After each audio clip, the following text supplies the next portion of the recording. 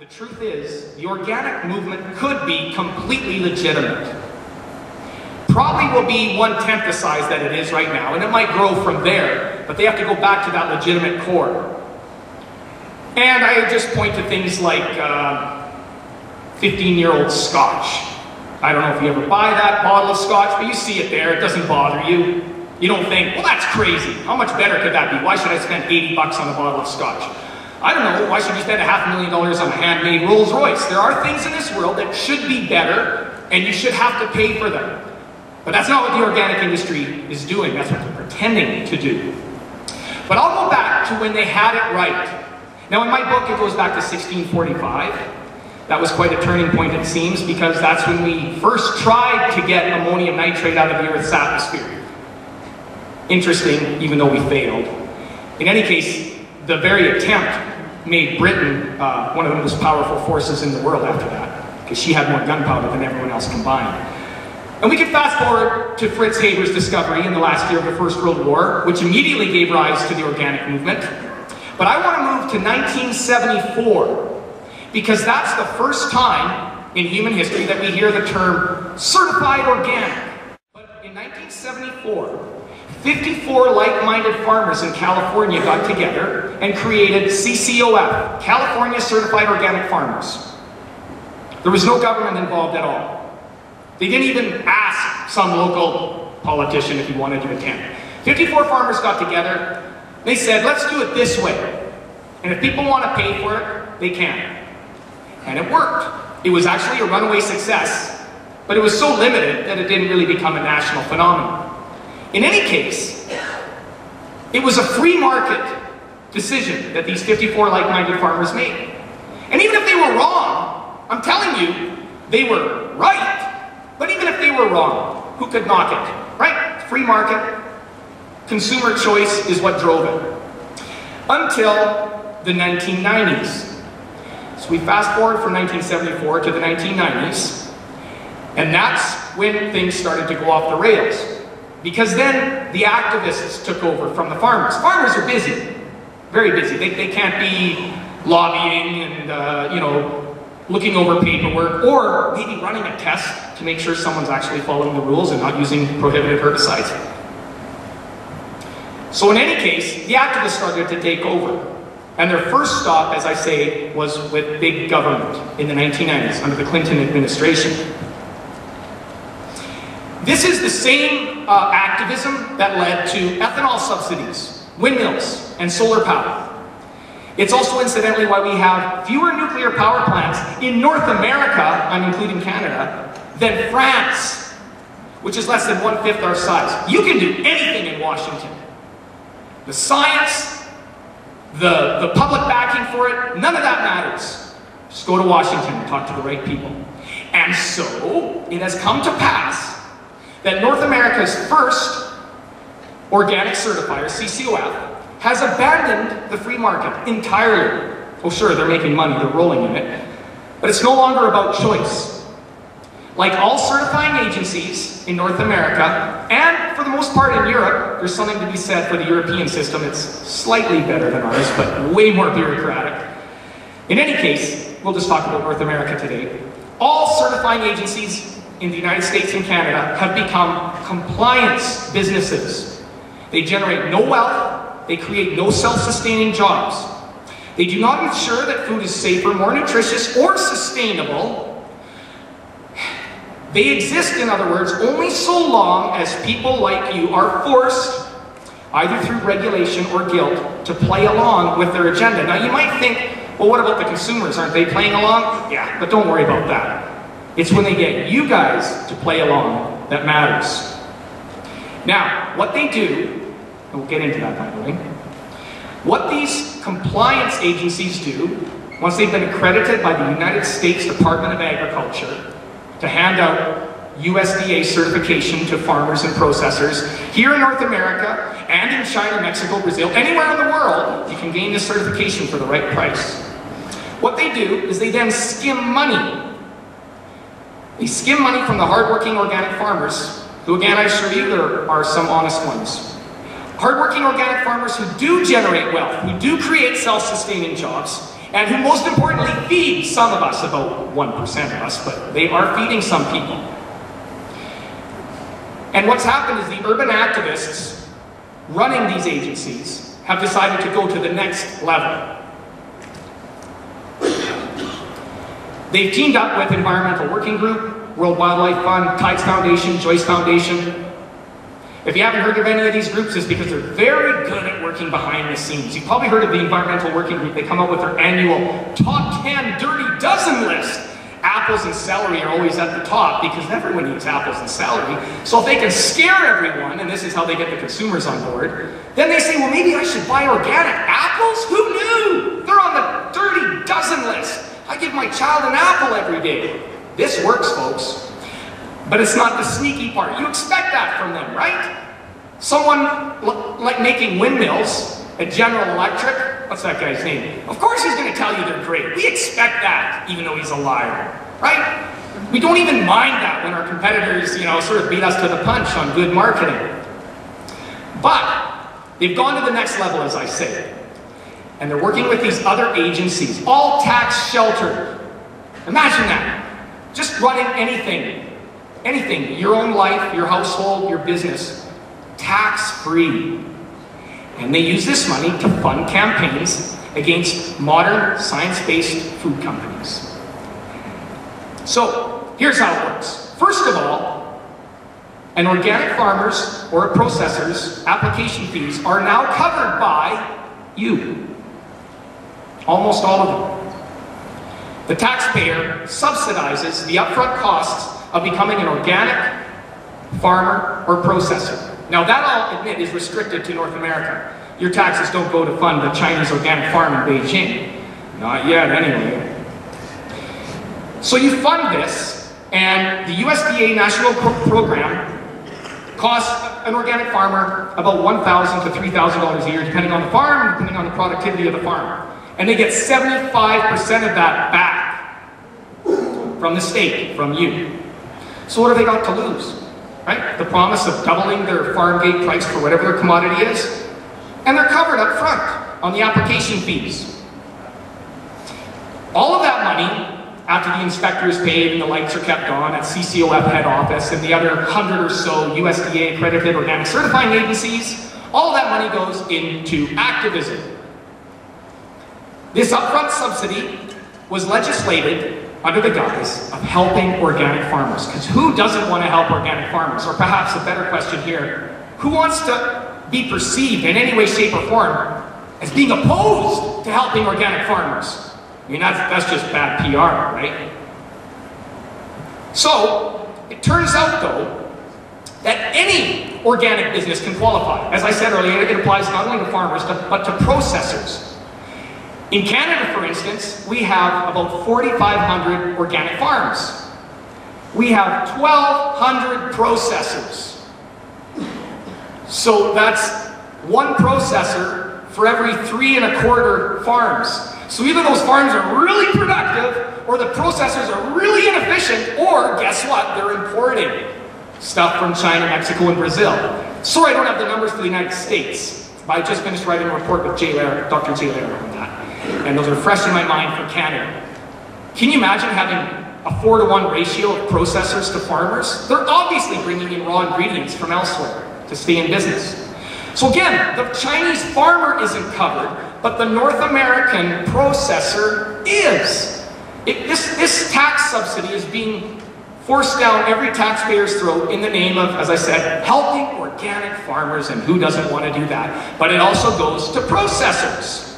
So, for instance, and this is just the most recent example, I literally pulled this off the internet just days ago, Good Vibes Coffee Roasters in Conway, New Hampshire. The certification process requires extensive record keeping that allows inspectors to track a bag of roasted coffee from the shelf to its organic farm. The process is time-consuming and expensive. So what? So you have to pay for it because they have this stupid process that's time-consuming and expensive? And that, by the way, is the owner of Good Vibes. Just in passing, how much coffee do we produce in the United States? None, right? So why are we paying Good Vibes coffee roasters 75% of their upfront application fees so they can purchase certified organic coffee and then be certified organic themselves as a processor? It's crazy. It's one thing, as I say, to, oh, we're helping organic farmers. Hopefully it's domestic farmers. But this goes all the way through the whole food chain. So if we assume, as in all other sectors of agriculture, that you have sort of a similar situation in the United States as we do in Canada, you're way over leveraged in processing facilities. Way more than all the organic farmers in America could ever supply with raw ingredients, especially if it's coffee that doesn't even grow here.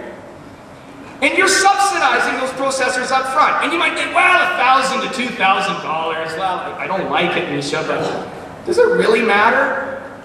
Well, that's just the upfront cost. Like the drug pusher who goes around and gives out free drugs, right? He's going to make money in the long run. He knows that. So they get these people up front. They can't go wrong. Their certification fees are covered. But here's the part I'll bet you didn't see coming. After a farm or processing facility has been inspected and is certified, each transaction from that farm or processing facility has to also be certified on a case-by-case-by-case basis. Now the good news is it's just a paper certification because they're not going to send the inspector out again. But because of this additional need to certify each and every transaction from a certified organic farm or processing facility, the farmer or processor pays a royalty to his USDA accredited certifying agency. The policing body, in other words, is supposed to make sure you're following the rules, that you're not using Roundup or synthetic ammonium nitrate, which is fine to use, but these guys are organic. They're not supposed to use that. The certifier, the policing body, collects a royalty of 1.5% to 3% of the gross revenue of that transaction. The gross revenue, not the net or the profit. So the people that our federal government, see, the federal government didn't want to go and hire a bunch of union inspectors, so they let the organic private sector handle this on their behalf, which you almost have to support, except for this royalty deal. You see, that's the same royalty structure that McDonald's and Burger King and Wendy's and every franchise uses. 1.5% to 3%. When you're doing poorly, you're punished. You pay closer to 3%. When you're doing very well, it's 1.5%. And it encourages you to do well. But you're paying that to McDonald's, let's use them as an example. What are you paying that franchise fee to McDonald's restaurants for? What are you really getting out of McDonald's? What? Sorry, I couldn't hear the guess, and I'd really like to give you credit if you got it right, but I'll just go ahead and say it. The brand. You're paying for the McDonald's brand, which they spend millions of dollars beefing up, pardon the pun. What is the organic farmer or the organic certifier paying for? Are they paying for the CCOF brand? Now, I don't know if any of you buy organic food, but have you even heard of CCOF? You've heard of the USDA though, haven't you? That's the brand you're paying for. Right there on the apple, the certified organic apple from China, by the way, shipped here in big crates or grapefruit or oranges, so you can get them at Whole Foods. Right on each piece of fruit, USDA certified organic, that's the brand. Who cares which of the 100 USDA accredited agencies actually did the paperwork to get that certification? It's the USDA's brand being rented out. You're paying for it up front. And you subsidize the USDA. The organic program has yet to break even, by the way. You're still subsidizing that. And then the USDA brand goes on the product. And now you know why the organic activists, why their first stop in the 1990s was with the federal government. They wanted the USDA brand. They knew that without it, their little revolution would simply have taken too long. Best of all, from the hippie organic activist perspective, there's no testing. None. Whether that apple came from China or from a lovely orchard down the road in Washington State. And in which case it might actually be an organic apple and might offer some benefits for what you're paying for. Either way, that USDA brand is applied regardless. And as I say, no testing. Now, I've written about this and taken a lot of flack. Does anyone remember the Heartland Institute coming out with that billboard with the Unabomber on it? Did you see that? And they got beat up for it? Well, it's true. I mean, the Unabomber stands for a lot of the things that Al Gore stands for. That was the point Heartland was making at the time. Well, I got beat up for this one. I said, even Bernie Madoff couldn't have conspired to create a system like this. You can't say that. He's a convicted criminal. Yeah, I can say that. Bernie Madoff could not have dreamed of getting this kind of fake system up and running with the reputation of the USDA and get LU to pay for it. It's amazing. So what I did when I took a bit of flack is I doubled down. I said, oh, sorry, I shouldn't have said Bernie Madoff. I should have said John Gotti. I'm just trying to show you I got way more guts than the executives at Heartland, but then they have office space they have to think about and a staff. I don't have to. I can say or do whatever I want. I just hope Jim gets me back next year. In any case, let's give some credit where credit is due. President Bill Clinton wanted testing. That's about, I could count on one hand the things I'll give Bill Clinton credit for, but that is definitely one of them. He wanted testing. He held out for testing.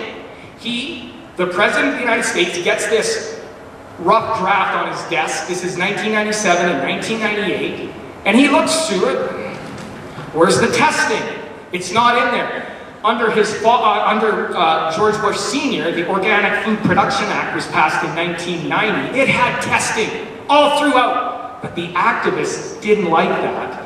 So here they are in the mid-1990s, late 1990s, lobbying for what would become the National Organic Program. And they did everything they could to take all the testing out that had been in there under the UFPA. And they succeeded. And Bill Clinton was so upset that he took the National Organic Program and put it over here. And so history will show that George W. Bush passed the National Organic Program into law in 2002. And I know how your legislative system works. He didn't actually do it, but it happened under his watch, which is kind of ironic given all the flack that George W. Bush takes for allegedly hurting the organic industry, which has just grown and grown and grown under his 2 terms as surely as it did under Clinton's. In any case, I think that's a pretty good indication that Bill Clinton knew this is a whitewash, guys. This is fake. I'm not doing it. Some people, by the way, suggest that the reason Bill Clinton left it was he was leaving it for Al Gore, because Al Gore is the big environmental guy and he wanted it to be his signature piece of legislation. But no, Bill Clinton hated Al Gore. He would have passed it. In fact, if you look at history, 97, 98, that would have been a great way to get Monica Lewinsky off the front page. Seriously, right? Bill Clinton passes National Organic Program into law. Organic industry rejoices because they hated the OFPA that George H.W. Bush had passed into law. So no, he left it and George Bush passed it into law. So no testing. No testing for what? What would you test for? Well, for authenticity. How about nutrition? Isn't organic food more nutritious? How about testing for all the things you're not supposed to use, like herbicides, pesticides, fungicides? How about that? Here's a good one. How about testing for pathogens? Right? Pathogens resulting from improperly composted manure. Sorry, no testing. It's not in there. Go and search the National Organic Program.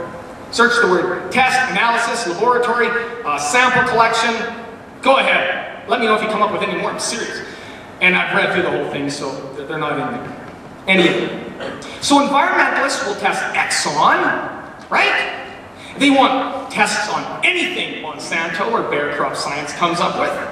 But there's no testing on themselves. Now there is, to Bill Clinton's credit, a testing clause. 1 compared to about 40 in the original OFPA of 1990. There is 1 testing clause in the National Organic Program, but it is not used. In fact, the last line on it says, this need not be applied in all cases. So when you have that kind of open-ended proposition to activists, what do? Well, they don't test ever. Not at all. So what's that saying about people who live in glass houses? Anyone?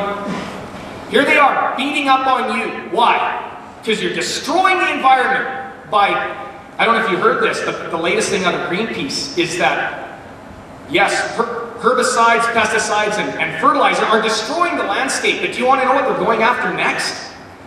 Tillage.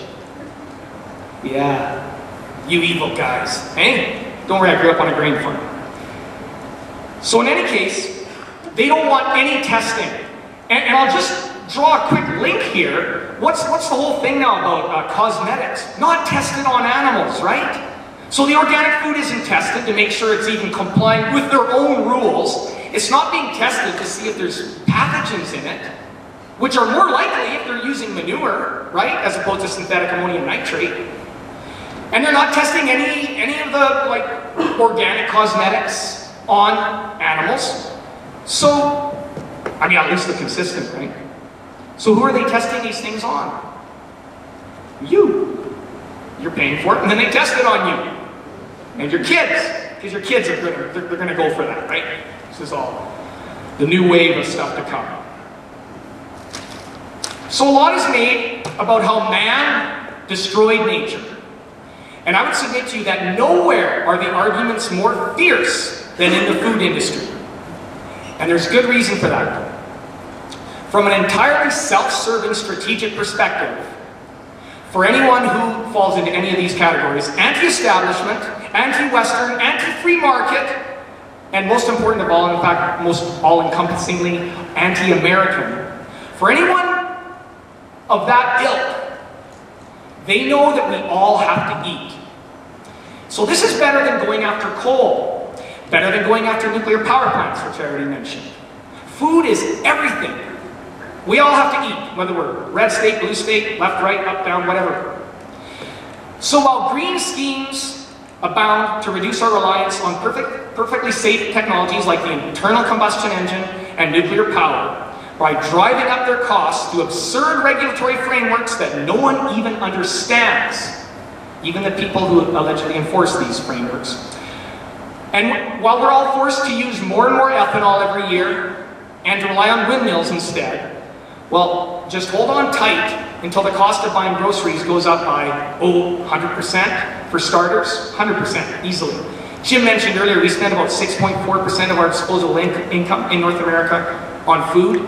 I had a brief chat with Jim. Interestingly, when I was researching my book in 2008, 2007, 2008, it was 5.4. It's gone up. Everything goes up in price, but it's gone up as a function of our gross domestic product, as a function of how much money we earn as individuals, from 5.4 to 6.4%.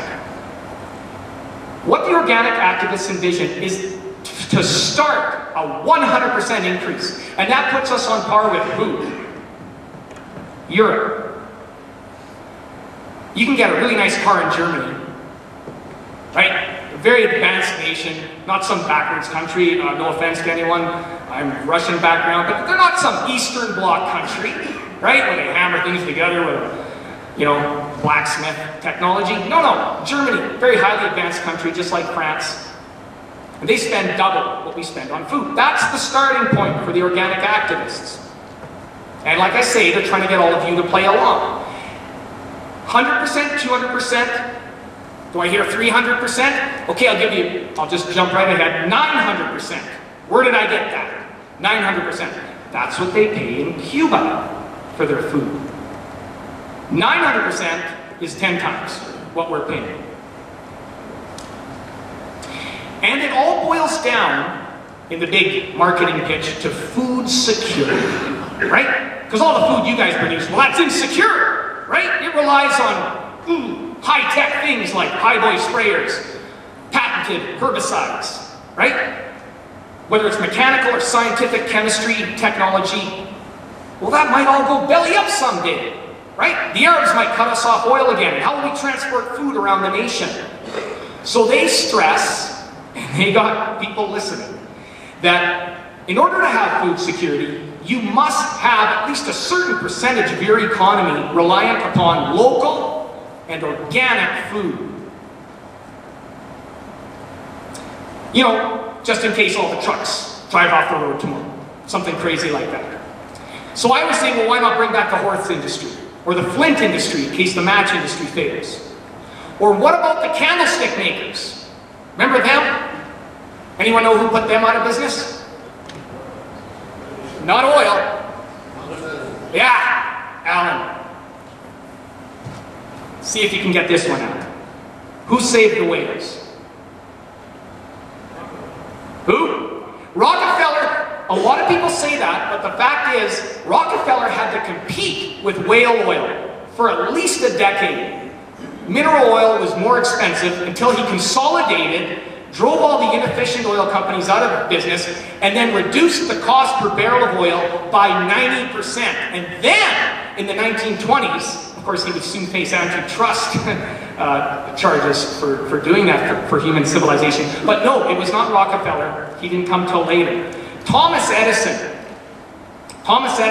saved the whales in 1905. This little thing put the whale industry out of business instantly. So, where's your food security? Would we be more secure if we were still relying on whales?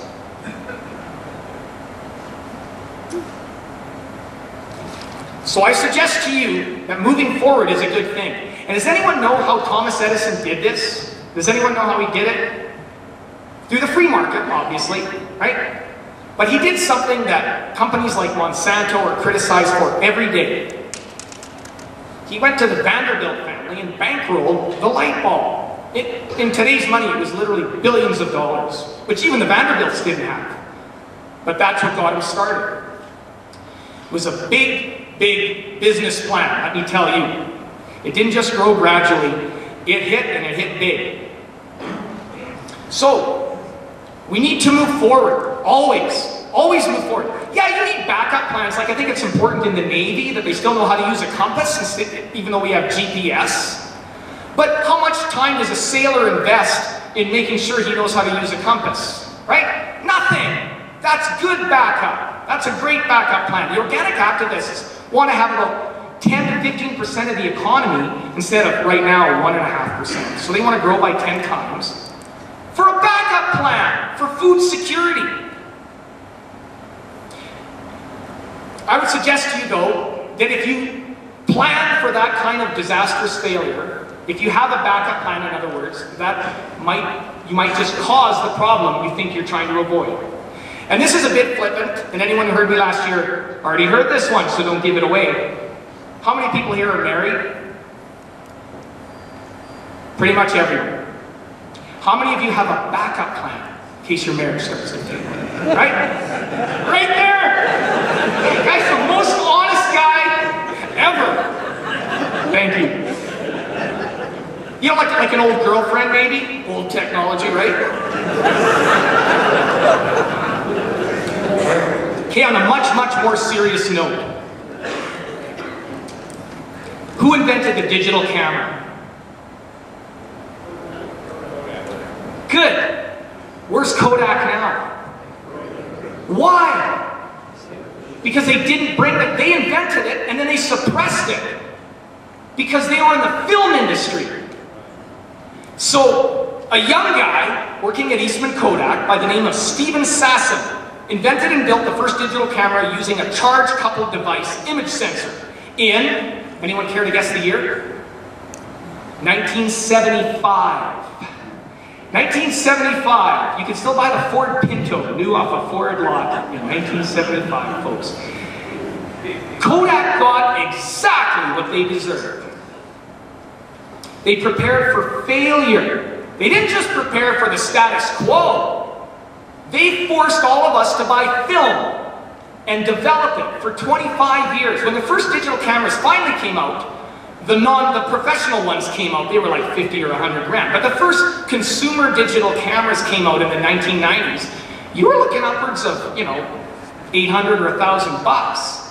What you now pay for a really cool, full, you know, video camera. Just a still digital camera. You spent more than that on film and developing, I guarantee you, from 1975 to the early 1990s. Thanks, Kodak. Look, you have to prepare for success. Even says so in the Bible, by the way, but I won't get into that. You have to anticipate it. And don't let anyone or anything stand in the way. So, if you come away with anything here today, It's that you have to innovate. And the companies you do business with, you have to expect them to do the same. You have to prepare to achieve, because who's counting on you? Who? Your customers? Everyone. You guys aren't in the digital camera business, you're in the food business.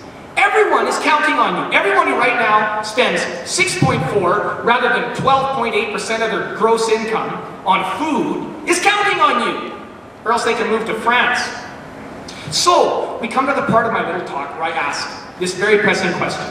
And I ask you please to be honest. Is anyone here working, please be honest, anyone working on his company's green plan? Anyone working on the company green plan?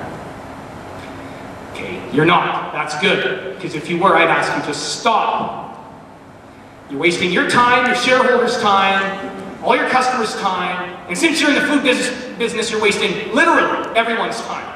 Now I'll give you a quick list. Walmart, sadly, is working on their green plan. Coca-Cola, working with the World Wildlife Fund on their green plan. To do what? To save polar bears, of which there are more right now above the 60th parallel than in the last 150 years. But don't worry, every can of Coke gives money to the World Wildlife Fund to save the polar bears. That's their green plan. Last but certainly not least, a company that I have a great deal of admiration for, Bear Crop Science, is working on their green plan. At least in their case, what they're producing is definitely a viable commercial product. I'm just opposed to the labeling. Guys, just call it what it is. What they're coming up with is a brassica breed of plant that requires less herbicides. Sorry, I'm not a biology major. But what they're coming out with is what they already do. Bear Crop Science is an innovation company, just like Monsanto, a life sciences company. You guys don't have to call it green. That just plays into the whole activist cause. So, to cut right to the chase, you shouldn't work on your green plan, and no one you do business with should work on theirs, and you should, as Rush Limbaugh says, mock, ridicule, and lampoon them every chance you get. What? Your green plan? You guys need fertilizer. That is green. It's been green since 1917. What the hell are you doing? Like suddenly it's green? Come on. Look, you guys are right, and the Greens, the schlubs, are wrong. They could be right, but I lived with it for 5 years.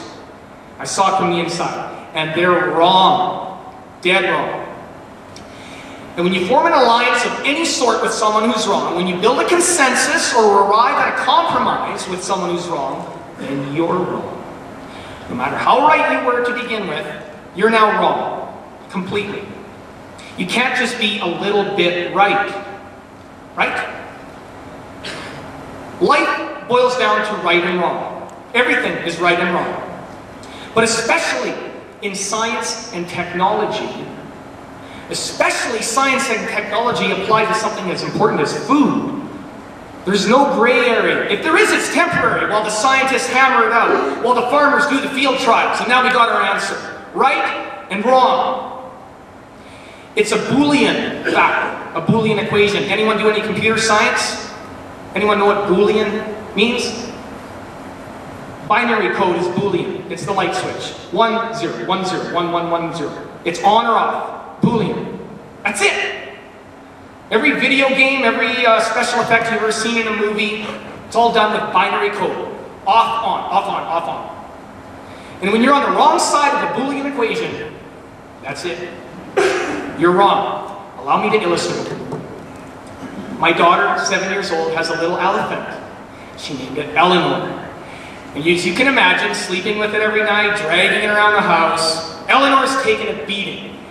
Daddy has stitched and patched little Eleanor together over 7 years. Just imagine that. I wish I could have brought her today as a prop, but my daughter still won't let her go. Can't wait till she turns 8 or 9 or something. I can bring Eleanor out for everyone to see. Now, Eleanor now looks nothing like what she looked like when Mommy and Daddy bought her for our little daughter. Nothing is left, in fact, of her original form. You can't even make out, if you showed a new Eleanor, people would just say, well, that's just a totally different stuffed animal. But I suggest that companies working on their green plan, that's what they're doing. They're stitching and compromising, and pretty soon the company itself, the core business values of that company are now lost. They're a deformed monster. Now, my daughter still loves little Eleanor, and that's fine. But you can see that this doesn't bode well for the food economy. And here's the really scary part. I did all this work for my daughter because I love her. Well, what if someone's working on the corporate green plan at Walmart? What do you think they're going to say about that green plan? They're going to say something similar to what my daughter would say. You're not throwing that out! No! I love her! I love the green plan I wrote for your company. So they're never going to tell you that it's a pack of lies, or that it relies on mythical fake data, that it's basically a consensus of nothing. Anyone who works dedicated on anything is going to love it, especially in hindsight. They might hate it while they're doing it, but they'll look at the finished product and they'll say, yeah, I did a really good job there on that green plan. And you can't blame them.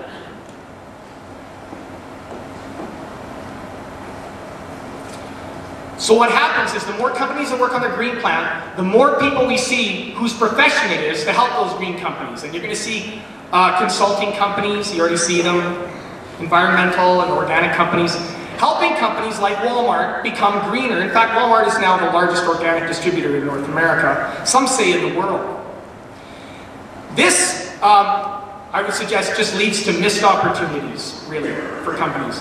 And in a sense, that's your business, but then on the other hand, you're feeding Western civilization. So, and I don't mean you, because I guess it looks like no one here is working on their green plan.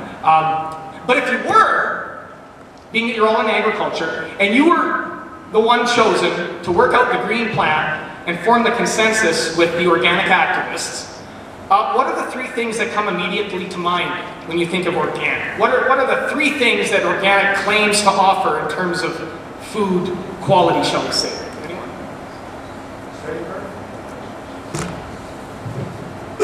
Yeah. And I don't think these guys are going to stand here today. Safer. Let's say pure, right? They claim that they're pure. Their food is pure. Sorry, the other one? Yeah. There we go. More nutrition? Man, you're getting your bang for your buck already here. But there's one more they always talk about. Environmentally friendly, sustainable. So what happens is you'll see the Stanford study come out that says, you know what, it's slight increased nutritional benefit, slight benefit on the purity, and then also the Society of Pediatrics came out with a study as well, debunking basically the first two, which really were the big two. I mean, the third one sort of came later. In fact, it came later because these two were getting beat up scientifically. So the organic activists, some of them will actually say, well, we never claimed organic food was purer. Yeah, you did. We never claimed it was more nutritious. Yeah, you did. We always said, they claim, we just said it was more sustainable, which it's not, because you'll spend double the fuel to get the same amount of production out of organics as you go out of regular farming. So in any case, they keep switching. It's like musical chairs, or it's more like, the shell game, which cup has the shell under it, and they just keep switching. So as the Stanford study comes out, or the Journal of Toxicology in England came out with a study last year, which sometimes I think these guys are just all reading like Stanford and the pediatrics.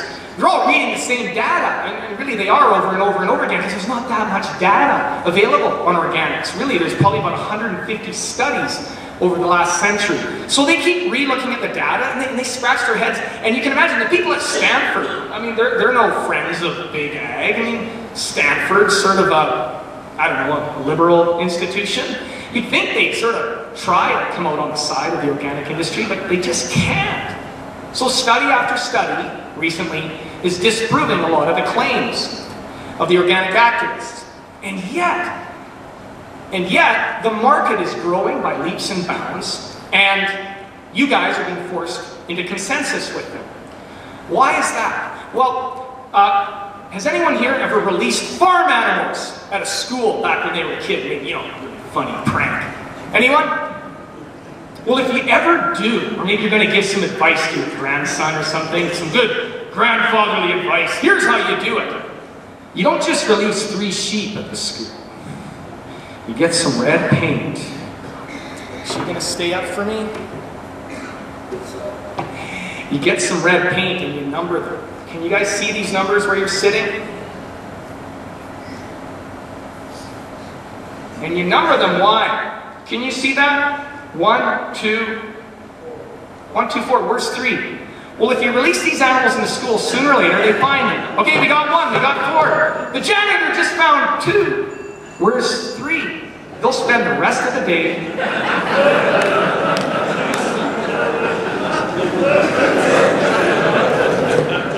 That's a really good trick. And that's the trick the organic activists are playing on everyone. And I assure you, they could be legitimate. They could. They don't have time for that. They don't have time to be the bottle of 15-year-old scotch, or the Cuban cigar, or the beluga caviar from Siberia. They don't have time. So they just play this shell game, right? And it works. They got nothing. They could, but they don't even care. But they're going to go ahead and force you guys to compromise. First, it was synthetic ammonium nitrate. That was when the organic industry really started in earnest in the 1920s, right after the discovery of Fritz Haber's ammonia synthesis process. Then, thanks to Rachel Carson, it was pesticides in the 1960s, right? And we even know now, some of the stuff that we used to use, it's banned, and for good reason. By the way, DDT isn't one of them. They should reinstate that one. But we know that some of the things Rachel Carson was saying were right. Some. But after her death, the activists took over, and they didn't just call for more judicious use of pesticides, they banned DDT. We'll talk about that in a second if we have time. Then in the late 1990s, it became biotechnology.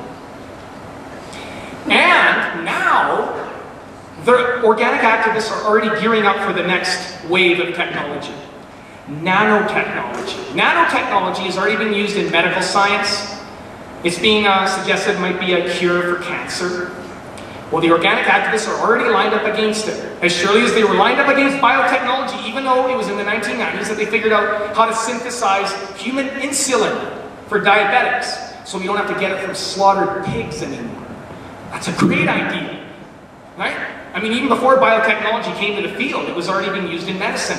Well, the organic activists were against it before it hit the field, and they're against nanotechnology before people are even looking at how it might apply to the field. So do you see a pattern here? They're opposed to anything and everything that takes us forward. Now that's called, in clinical terms, pantophobia.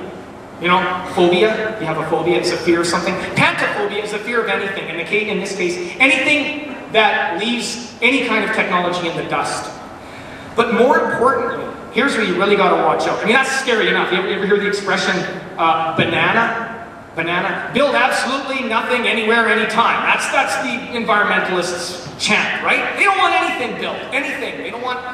Okay, well, yeah, fine. So we try to go ahead and build things and advance things in spite of them. But here's the really scary part. In addition to being pantophobic, they are hypengeiophobic. Hypengeiaphobia is the clinical term for a fear of responsibility. So I said already that we used to use some chemicals on the farm when I was growing up that are now banned, and rightly so. But we had a responsibility to put a crop in and get it off every year, and we used the technology available to us at the time. I submit to you that even though there were some dead ends and some mistakes made, that's a matter of responsibility. A responsibility of the greatest and most vital type, and that's to feed everyone. Instead, because they're scared of all new technology and they won't take responsibility, these Luddites are steering the ship called Western civilization and are not even suggesting viable alternatives. They're just reacting to things as they come up, one after another. It doesn't matter what it is, it doesn't matter what the science says. It doesn't matter, for instance, that biotechnology already makes good on the first two. Actually, it makes good on sustainability too, because it sure helps if you're driving through your field with a sprayer at 20 miles an hour rather than disking or cultivating weeds at 4 miles an hour. In any case, purity and nutrition have definitely been boosted by biotechnology. Doesn't matter to the organic activists. They want to get it their own way. So, what I hope to leave you with here today is that you make sure you don't make the same mistake. Even in some small way on your own farm, or in your own business, or in your own job function at someone else's business.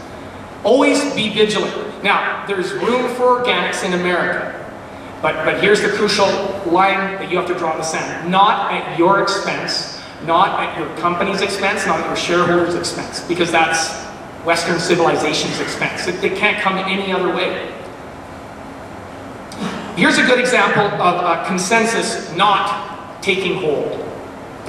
Locusts used to blanket the Midwest, Nebraska, Ohio, just as surely as they do today in the third world. And it was a little piece of modern technology in the mid-1800s that finally wiped out the locusts. And does anyone know what that might have been? Mid-1800s? Couldn't have been pesticides, right? What? The plow. Yep, it was the plow. Which was not new technology, but the idea that a civilization less than 100 years old, called the United States of America, could push across an entire continent, farming each step of the way, and reach the foothills of the Rocky Mountains, and start plowing up the foothills to plant crops. And that robbed the locusts of their breeding ground. And there haven't been locusts here, really, ever since. So we can talk about, aid to the third world, and maybe sending them some pesticides to help with their locust problem. I don't know, or send some powdered milk or some rice or something. Or we could just teach them to farm, right? And they'll solve their locust problem, just like we did. Now, this might sound a little crazy at first, but just imagine if the environmentalists had been organized in the mid-1800s. Imagine what they might have done to forestall this desecration of the foothills of the United States. As I say, at first this might sound a little far-fetched, right? They would never do that. Well, of course they wouldn't stand up for the locust. What would they have stood up for? And what are they standing up for right now? They would have stood up for the preservation of the natural, pristine habitat of the foothills of Colorado, Utah, Wyoming, and Montana, and wherever else the locusts used to breed. You see, they don't come out and say what they really want to do. I mean, they don't even really want to save the locusts. They just want to set us back. And they'll do it in the name of something that on the surface sounds good even to everyone in this room. Well, sure, we have to preserve that landscape. And that's what they're doing right now with hydroelectricity. I'm old enough to remember when the environmentalists thought hydroelectric dams were great, clean power. Not anymore. They want every dam on the Colorado River blown up. Why? To save a 5 or 10 square mile estuary, 300 miles downriver, because there's some nuke living in the mud. I kid you not.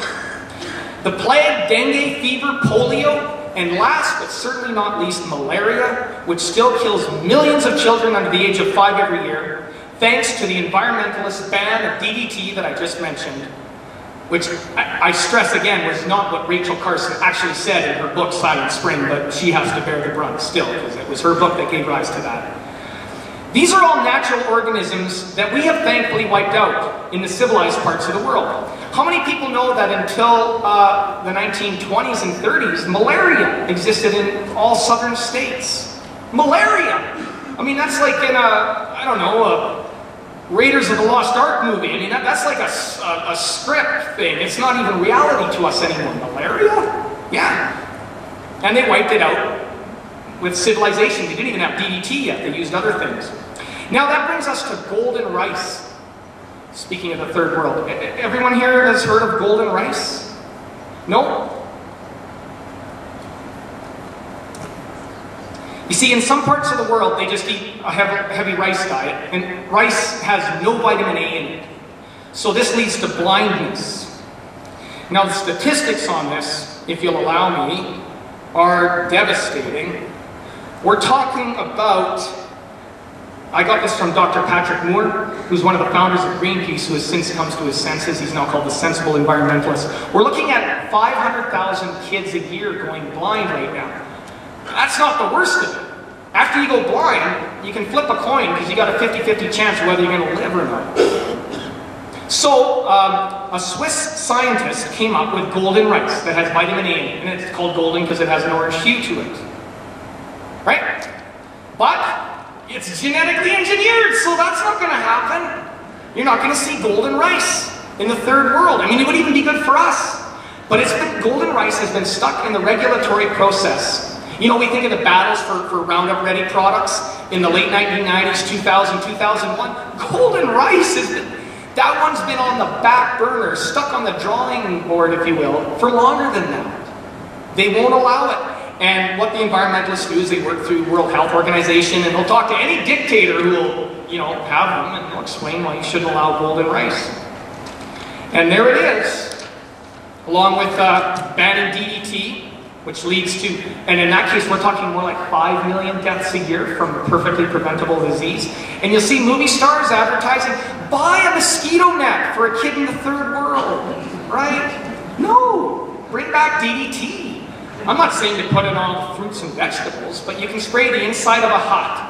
Has no effect on humans, and it persists. It stays clinging to the walls. You can spray a hut once or twice a year. The kids are safe. Because they don't get the mosquito bite during the day, because they're awake. It's when they're asleep.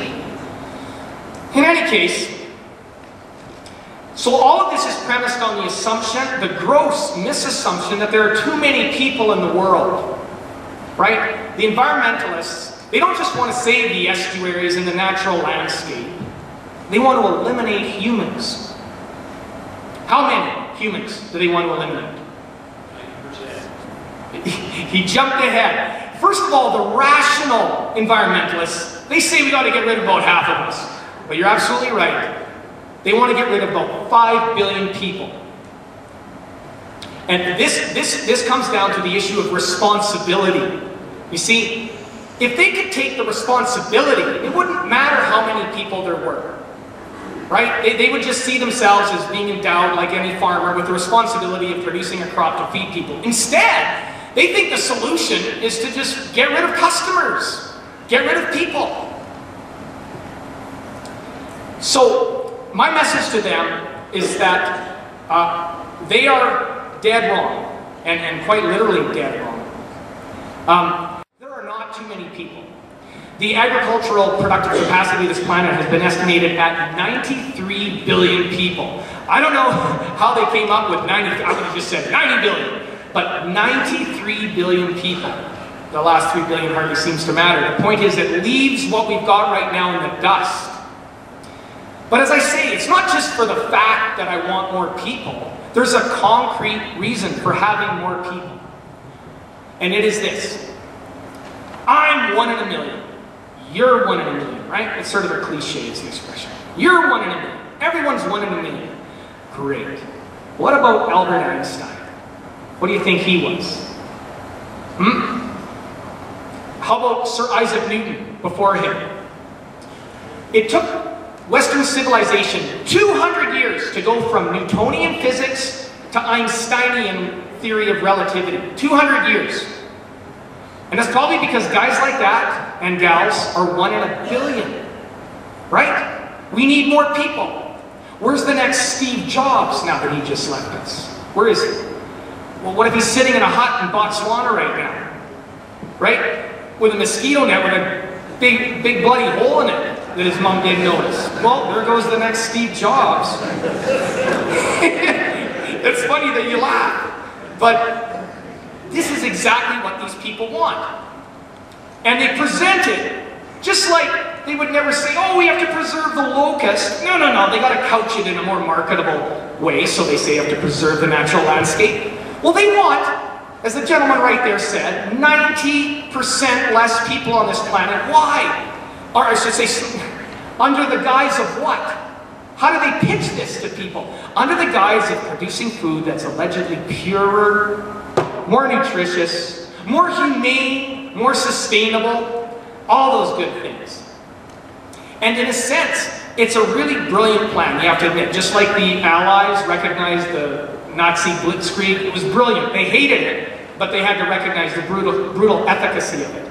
And make no mistake, that's what we're talking about here, brutal efficacy. Because they have no intention of feeding the planet's current population. They want to feed a fraction of us. And don't take my word for it, please. I'm ashamed to say the person I'm about to quote is Canadian. His name is Maurice Strong. Has anyone heard of Maurice Strong? Yeah. How come this guy knows everything? Maurice Strong is the father of the Kyoto Protocol. He's the father of carbon tax and trading, credits and all that, carbon sequestration. He started it all back in the early 1990s. And in his autobiography, right after he muses about the idea of forcing families to get a license before they can have babies, he says, and I quote, "The reduction of the human population may well continue to the point that those who survive may not number more than 1.61 billion people who inhabited the earth at the beginning of the 20th century, which coincidentally is just before Fritz Haber discovered the ammonia synthesis process." He doesn't say that, Maurice Strong, but that's the time frame he's talking about. Yeah, let's go back to that. A consequence, yes, Maurice admits, yes, of death and destruction, but in the end, a glimmer of hope. Hope for the future of our species and its potential for regeneration. I mean, this is just one huge self-contradiction. The amazing part is that he put it in writing. Because most environmentalists don't. They couch it in much more acceptable terms. He actually said it. And so again, I say, stop working on your green plan. Stop! Stop! What you want to do with your company is be aggressive, right? Does anyone know what the Olympic flame stands for? What does the Olympic flame represent? Anyone? A lot of people say the indomitable human spirit. And that's sort of what's been accepted in the media whenever they cover the games. Ah, yes, here comes so-and-so carrying the Olympic torch, representing the human spirit. If you go back to the Greek Olympics, the Olympic flame represented our dominance of nature. Our dominance of nature. Look, if you dominate something and you destroy it, you know, now if you were eating off of that something, like a field, now you're finished. So obviously dominance, as it says in the Bible, to have dominion over the earth, it obviously includes sustainability, right? It must. Moses just didn't write it down in Genesis because anyone with half a brain knew. We can't just rape this land for 5 or 6 years in a row and then we got to move up over there. We got to manage this, rotate the crops, put the manure back on the fields. Now I like the words of a guy named Ettore Gotti, who wrote, he's a Vatican economist. And during the last financial crash, he made the following observation, that human beings are not mouths that consume, but minds that produce. You can see the allusion to Albert Einstein and Steve Jobs. He said that zero population growth might have been somewhat responsible. He didn't want to overstep the bounds. He's an economist after all, not want to make outlandish claims. But he said zero population growth, such as they've been experiencing in Europe for the last decade, except for immigration, that it probably had something to do with the last economic recession. Right? Now, I like also the words of Pope John Paul. Pope John Paul, of course, accredited alongside Margaret Thatcher and Ronald Reagan for bringing down communism. He put it a little more succinctly than an economist could ever dream. He said, man is man's greatest resource. You see, in nature, you have chicken hawks, and they eat chickens. And when the chicken hawks eat all the chicken hawks die. But humans eat chickens, and the more humans we have, the more chickens we have. Why? Because of all of you. It's simple, and it'll never end. I mean, yeah, we get up to 89 or 90 billion people. We're going to start to approach the productive capacity of the planet Earth. But, I don't know, 1,000, 2,000 years? I mean, we're not even close yet. So what this is the hippie movement from the 1960s brought forward into the reality of the modern day. Anyone heard of the Cloward Piven strategy? To get everyone on welfare, and that'll destroy the Western capitalist system. Well, this is sort of what's happening here. You see, in the 1960s, the hippie movement was focused on getting people to stop doing things. Stop wearing fur, stop wearing leather, stop eating meat, stop driving a car, stop burning fossil fuels. And they did that for quite a while. They even got some government funding for it, and they convinced one president, Jimmy Carter, to really play along. But what they realized in the 1990s, what the activists realized when they took the reins from the real organic farmers who started CCOF in 1974, and they said, here, you go back to farming, we'll handle this, we'll handle the brain work for you. What they realized was they needed to finally start selling something to people. To stop telling people to stop, because that only works for so long, and you need a constant supply of donations. What they've tapped into now is a potentially infinite perpetuation of their ideals through the organic market. It's the only thing. You've got the Schwab movement, the sustainable, slow, local, organic, all that. But it's really the organic movement that's driving this to the tune of $30 billion a year. And this is unprecedented. And I would suggest to you, it's unprecedented, not just in America, not just in Western civilization. This is unprecedented in human history. Throughout time, people have been convinced to buy this because it's better than that. And sometimes it is, and sometimes it isn't. They just got sucked in by the marketing. But this is all marketing from start to finish. And 76% of Americans buy organic food at least once a week. So they're only at the $30 billion mark, but they've got people putting one item in their grocery cart at least once a week. And that's the sea change when that occurs. It's not economic reality yet, but it's already, if you will, intellectual reality. It's already happening. Now, before I move to questions and answers, don't worry, I'll give the answers, you guys ask the questions. I want to show you a quick formula. Who knows who John Holdren is? Except for that guy right there. Who knows who John Holdren is? John Holdren? Science czar? Okay, go ahead, you tell me. Go. John Holdren is the science czar for Barack Obama.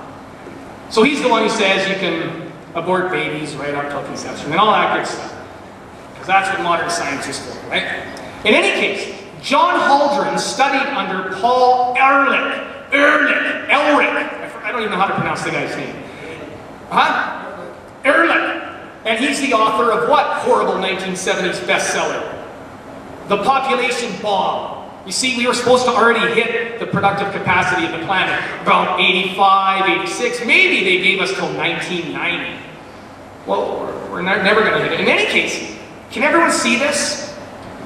John Holdren, Paul Ehrlich, and all environmentalists believe in this, that the impact on the planet is a function of, is equal to the population times our affluence, so far so good, times technology. And you can just see, I mean, you just raise any of these and the whole thing just expands, right? This number's going to go up if any of these increase. Got to hold it the right way. This is the true formula.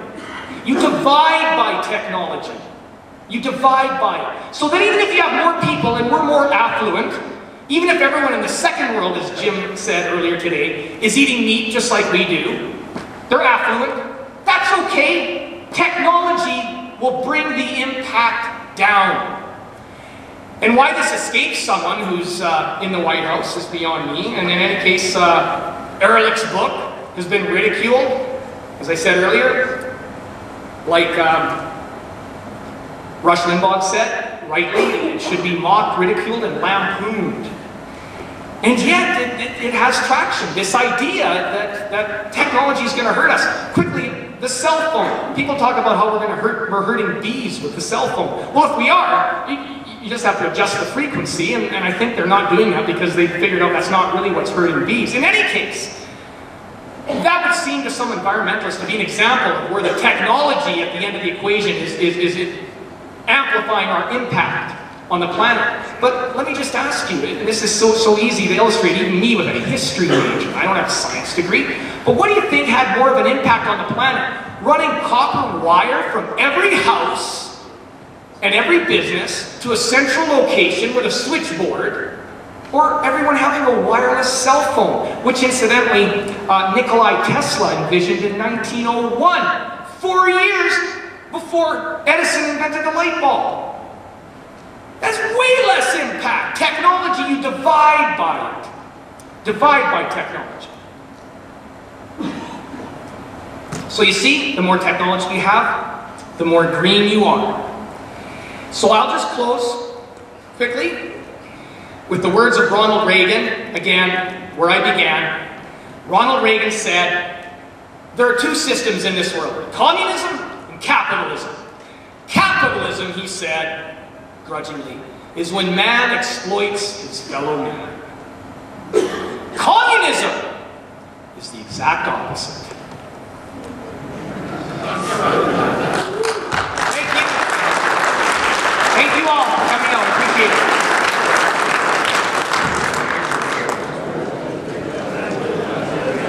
Thanks, Mischa.